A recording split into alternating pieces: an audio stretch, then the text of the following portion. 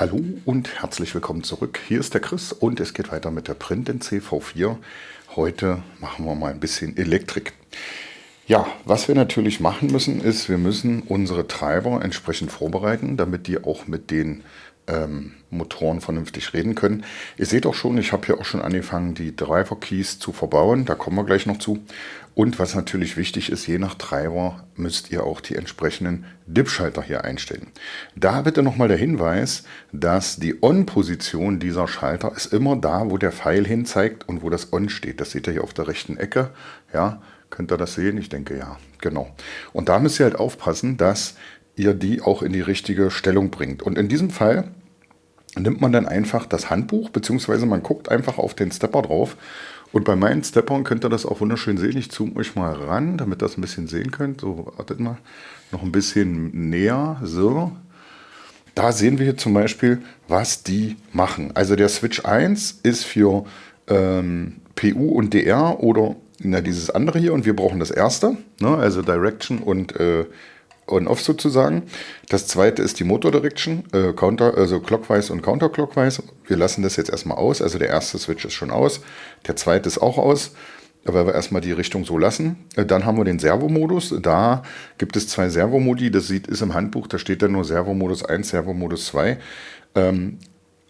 Off ist für CNC-Maschinen und On ist dieser Track-Modus, der ist eher so für große mechanische Dinge, die man damit antreiben will, so Roboter und sowas. Ne? Wir für CNC nutzen dieses hier auf Point-Mode, Default, und das ist dann auch aus. Das heißt, der dritte Switch ist auch aus. Der vierte ist die Alarm-Polarity, also wie das Alarmsignal, was hier rauskommt, welche Polarität das hat. Normalerweise beim FlexiHall ist es NO, Normally Open. Das heißt, auch dieser Switch bleibt aus. Ja? Das heißt, ihr seht es schon, dass die ersten 4 Switches sind auf jeden Fall auf der Off-Position und das ist eigentlich genau das, was wir brauchen. Ja? So. Und dann müssen wir natürlich das sogenannte Microstepping einstellen und das Microstepping sagt im Prinzip, wie viele Schritte der Stepper macht für eine Umdrehung. Unsere Spindeln auf X und Y sind ja 16 Zehner, also 10er Steigung. Da lässt sich das dann wunderbar ausrechnen. Und die meisten sagen hier, dass wir da 1000 Steps pro Umdrehung haben wollen. Das heißt, ihr seht es hier schon, ne? Switch 5, 6, 7 und 8. Und die müssen wir für 1000, müssen wir die On, Off. Ja? Und genau das ist das, was ihr hier auch seht. On, Off. Ja. Der einzige Unterschied hierbei ist dann, wenn wir, das ist jetzt in dem Fall mein Y, steht hier, habe ich so ein bisschen draufgeschrieben hier auf der Seite Y. Bei Z, da nehmen wir nicht 1000, sondern da nehmen wir 400. Das heißt, bei Z müssen wir dann alle anschalten. Ja, die 4, also 5, 6, 7 und 8, die Switches, werden bei Z dann alle eingeschaltet. Ihr seht, es steht überall On. Ja, so. Das ist die Einstellung, die wir jetzt machen müssen für die Treiber. Jetzt ist mein Bild natürlich wieder total duster hier. Meine Kamera ist da sehr, sehr cool drauf. Und was wir jetzt machen, ist der Treiber-Key. Ja, für den Treiber-Key, da benutzen wir im Prinzip die Möglichkeit, dass wir hier diese sogenannten IDC, ja, oder JTAG-Konnektoren heißen die auch. Ja, ich kenne die unter IDC. Ich glaube, hier auf dieser Verpackung steht das sogar drauf. Genau, hier steht es drauf. IDC, ja. IDC-Konnektoren brauchen wir. Das heißt, wir nehmen einen Sockel. Ja, in diesem Fall haben wir hier einen 8-poligen Sockel. Der kommt dann hier am Ende drauf. Ihr seht auch, dass hier ist so ein Ausschnitt. Ne? Das heißt, ihr macht diesen Ausschnitt genau an diese Stelle. Ja, ihr könnt hier auch eine Netzwerkbuchse drauflöten. Ja, das wäre auch möglich. Und dann müsst ihr oder solltet ihr, bevor ihr den Treiber installiert, müsst ihr euch im Prinzip diese Dings besorgen, diese Konnektoren, und die müssen wir auseinanderschneiden. Die haben leider nicht das Maß, was hier unsere Schraubverbindung hat. Das heißt, wir müssen die auseinanderschneiden. Dann habe ich mir die hier so ganz leicht reingelegt, habe die mal mit den Schrauben ein bisschen angesetzt. Ja, man sieht es hier auch so ein bisschen, wie das aussieht. Und dann habe ich einfach hier oben angefangen zu löten. Und als ich dann die ersten beiden Lötpunkte gesetzt hatte, klingelt es bei mir an der Tür und meine Pizza war da. Also musste ich erstmal unterbrechen. So, das heißt also, wir haben dann im Prinzip, das Ganze ist dann so drin. Das heißt, dass diese ganzen Signale, die zum Flexi-Hall gehen, dass die dann alle mit einem Flachbandkabel sozusagen übertragen werden. Ihr könnt die natürlich auch alle einzeln dahin schicken, ist aber für mich jetzt nicht so cool gewesen, deswegen habe ich das so gemacht. Was hier an den Treiber auch noch rankommt, das sind natürlich die 48 Volt Betriebsspannung, beziehungsweise 45 machen wir ja.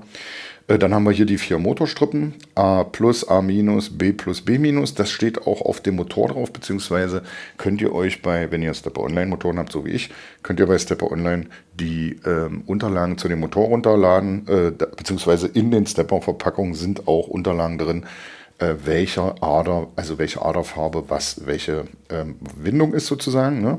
Und dann haben wir hier natürlich noch den Encoder, weil das sind ja Closed-Loop-Stepper-Treiber und ich habe ja auch Closed-Loop-Motoren. Hier sehen wir dann auch nochmal die entsprechenden Aufzeichnungen, welcher Draht wohin muss. Und das sehen wir auch bei den Motoren, welches Kabel von den Encoder-Leitungen welche Farbe hat und was das für ein Signal ist. Das müsst ihr euch ja nur bei einem Stepper mal aussuchen und dann müsst ihr die anderen farblich alle genauso klemmen. Natürlich solltet ihr das immer wieder kontrollieren, denn es kann natürlich sein, dass wenn ihr bei dem ersten Fehler macht, ihr das natürlich auf die anderen 3 noch rüber kopiert, diesen Fehler. Ja? Also seid euch da bitte sicher.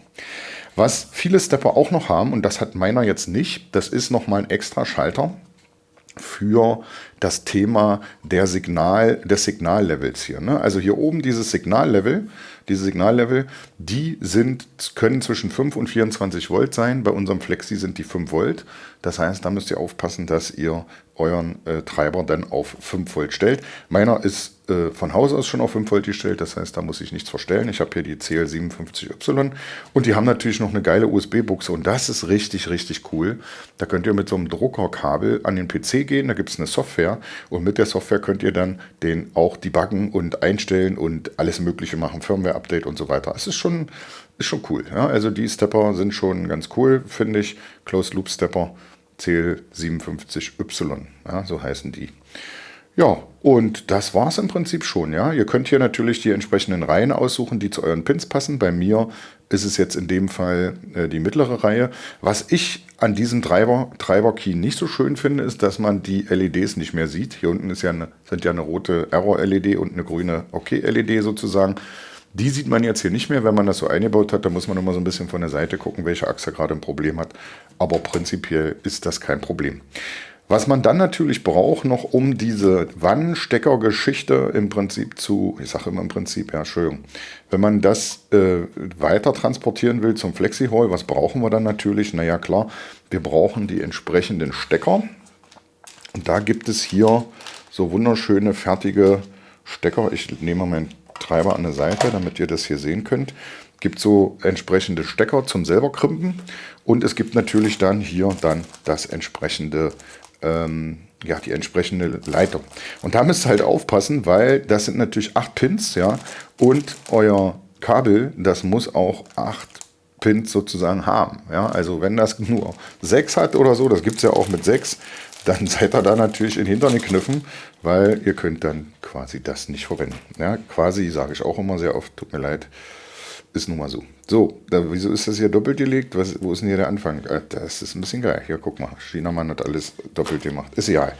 Da sucht ihr euch dann also im Prinzip, da haben wir es wieder, sucht ihr euch eine bestimmte Länge aus, die ihr von eurem Treiber zum Flexi-Hall braucht. Und dann ist das bei diesen Steckern so, dass man die Leitung hier quasi durchzieht. Dann holt man sie sich von hinten nochmal zurück. Ich versuche es euch mal zu zeigen, aber wollte ihr das jetzt hier nicht auseinander, aber jetzt machen wir es einfach. Jetzt fummeln wir das mal auseinander. Also pass auf, ich zeige es euch. Also man steckt das hier durch, ja, damit das da drin ist. Dann knickt man es nochmal hoch, ja, also quasi so.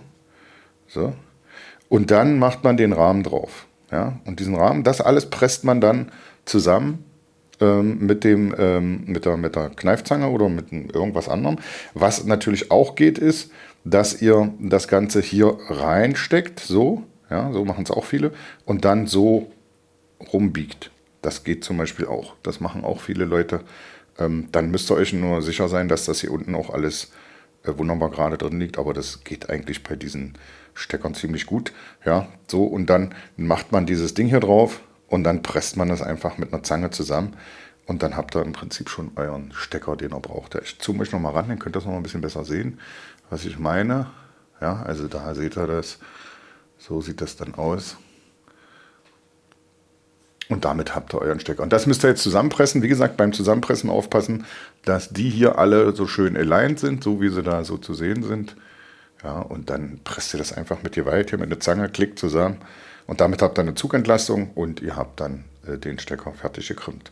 Wie gesagt, die Länge und auf der anderen Seite natürlich auch aufpassen, dass er das dann da auch so macht, dass ihr auch die Pins trefft. Ja? Also nicht hier einfach irgendwas zusammenbasteln. Also wenn hier auf der linken Seite sozusagen weiß ist, dann muss das auf der anderen Seite auch weiß sein, sonst verdreht ihr die ganzen Pins.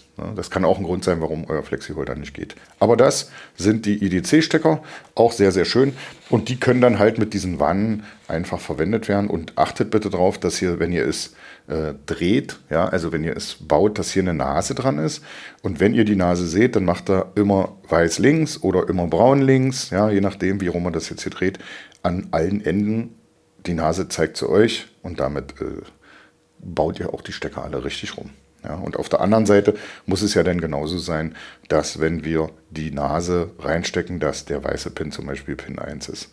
Hier ist auch so ein kleiner Pfeil dran, da ist immer Pin 1. Ja, also eigentlich auch nicht so schwer und damit habt ihr dann eine super coole Verkabelung, die ihr dann einfach reinschrauben könnt hier. Ja, ich habe die wie gesagt ein bisschen hier angesetzt, schon mit ein paar kleinen Schrauben und das reicht auch vollkommen aus. Ja, da kann nichts rausreißen, da kann nichts kaputt gehen und das hält auch Vibrationen aus oder was auch immer. Ne?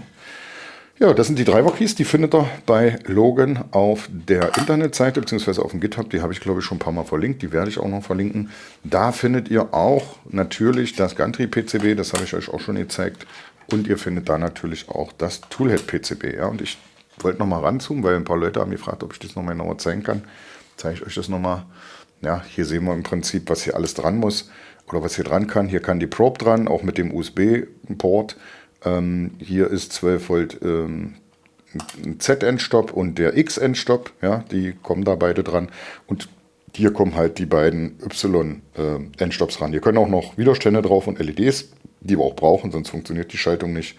Das ist jetzt die Version 1.5, die gibt es auch schon moderner, also schöner, sage ich mal. Da hat er noch ein paar Sachen geändert. Da muss man aber ein paar mehr Bauelemente drauflöten. Hier braucht man nur ein paar Widerstände und ein paar Dioden, Leuchtdioden. Ne? Also das ist dann schon das, was dann im Prinzip ausreicht. Ja, also das war das Thema Treiber. Danach werden die natürlich auf die Metallplatte im Gehäuse geschraubt. Klar, weil die müssen ihre Hitze ja loswerden. Idealerweise wäre natürlich so, dann haben sie eine schöne große Fläche, aber macht man ja nicht, sondern man schraubt sie so hin und lässt hier Luft durchblasen. Und das habe ich ja bei meinem Schaltschrank so vorgesehen. Hier sitzt ja gleich ein Lüfter, der von draußen Luft ansaugt und der pustet zwischen den 4 Treibern durch. Ja, das ist auch klar. Eigentliche Einbaurichtung ist so, ja, dass sie im Prinzip auch ein bisschen konvekten können und die Luft dann da durchgezogen wird von den Lüftern. Für mich hat es sich aber angeboten, das Ganze so zu machen. Ja. Und so habe ich dann auch noch Zugriff hier auf die Sachen, wenn ich da nochmal irgendwas dran machen will. Deswegen habe ich das so entschieden. Ja, das waren die Treiber. Wenn ihr Fragen dazu habt, dann meldet euch bitte in meinem Discord. Kommt in den Discord der Print-NC, den findet ihr im Wiki ganz oben links. Oder aber ihr schreibt in die Kommentare. Ich bedanke mich fürs Zuschauen. Wir sehen uns im nächsten Video. Bis dann. Tschüss, euer Chris.